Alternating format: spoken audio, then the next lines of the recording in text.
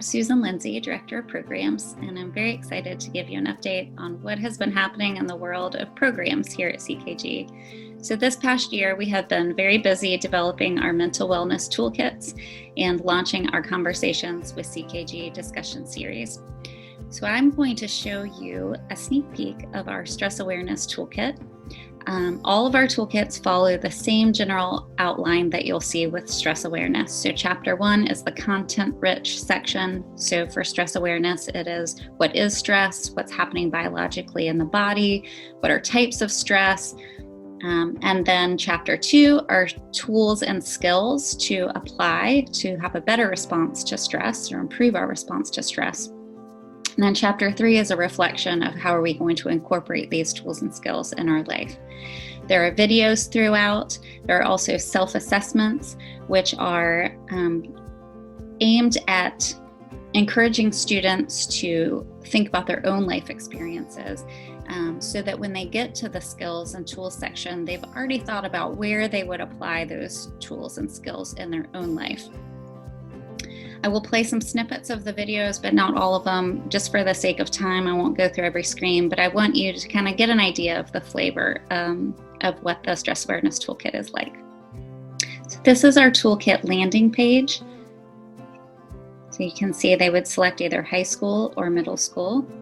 So you're going to get the whole screen. So we're going to select high school, and then we would select stress awareness. So this is what it looks like when a student enters the toolkit. Each toolkit has an intro video, and we have engaged with community leaders to partner with them in creating these videos. And so we're really excited that Mike Rhodes, who is the head basketball coach for the VCU men's basketball team, helped us with our intro to stress awareness. So I'll play just a snippet of it to give you an idea of what it's like.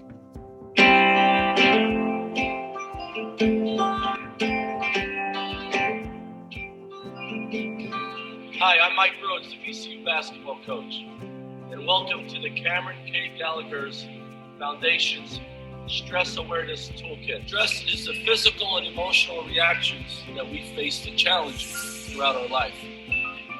Stress is big, stress is small. We must understand it, and we always. He did a great job including lots of videos of the team. We really like that that engages with boys who are often a little bit more challenging to reach with the topic of mental health. He emphasizes that the players on the team have mental health counselors, and it's something that they really focus on. So thanks to Mike Rhodes, he did a great job. Another example of a video that is all of our content is unique and original to CKG. So this, I'll play just a snippet of this video, which talks about the amygdala and what is biologically happening in the body when we experience stress.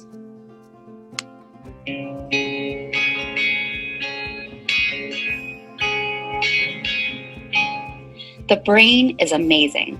There is a little part deep inside shaped like an almond called the amygdala. We almost always refer to the amygdala as one, but there are actually two amygdalae.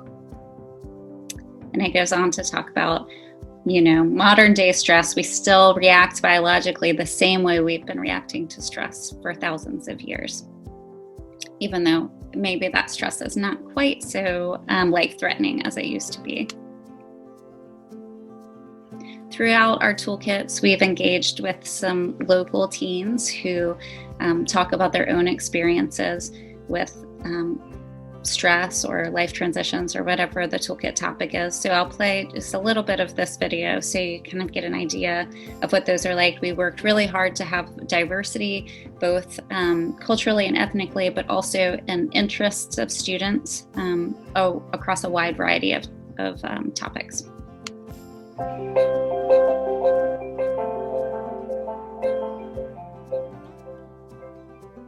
How does your body respond to stress? Where do you feel it in your body? For me, definitely, I feel my heart beating a lot faster. I tend to have my stomach start hurting, and then I will easily. So then we get into types of stress, long-term versus short-term, or acute versus chronic. This is an example of a self-assessment. So we're encouraging teens to think about, okay, what is an acute stress situation that you experience? So this is short-term stress. It's not going to last over a real long period of time. So examples could be walking into class late, deciding where to sit at lunch, having a presentation or performance or a recital. So we want them to be thinking about their own personal experiences. So we give chronic stress examples and a self-assessment, and then we move into the tools section of the toolkit. So I'm not going to go through every slide just for the sake of time, but we do intro to mindfulness, provide some mindful activities, and then we circle back to the acute stress example from earlier in chapter 1, and we apply mindfulness awareness. So if someone had the exact same situation, how would they experience it if they applied mindfulness? So we're not changing the stress, we're not changing the situation, we're changing how we respond to the situation. We have our teens talk about their go-to positive coping strategies. We have a positive coping strategy self-assessment.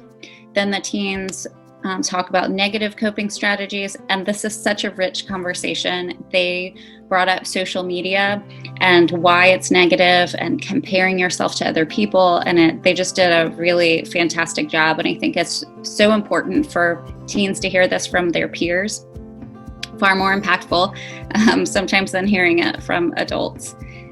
Each toolkit includes a journal, so to give you an idea of what it looks like inside. So we have writing prompts and doodles and mindfulness activities. We incorporated Cameron's quotes as coloring activities, so they're downloadable. They are fillable as long as it's downloaded. It can be used as a fillable PDF, and then of course it can also be printed. Another example of an activity we incorporated that can be downloaded is focusing on positive coping strategies for when we're getting heated emotionally, focusing on gratitude, trusted adults, and strengths. We come back to our chronic stress situation from earlier. Again, we don't change the situation or the stress at all, but we apply the concept of what we can control in that situation. So again, we're changing our response to the stress. We can't always change the stress, at least not in the short term. And then we have an activity to help teach separating what you can control from what you cannot control. And then I do want to point out, each toolkit has a page called Where to Find Help that has crisis lines, and we direct them to a trusted adult. So we know that there are teens who are really struggling, and this toolkit is not enough. It cannot be enough, that they need more help. And so again, always pointing them to a trusted adult, and then giving some immediate help if they need it through the crisis lines. And we have our resource card, our signs of stress card. And then we wrap up with a self-reflection of, so what are you going to take from this toolkit and apply in your own life going forward?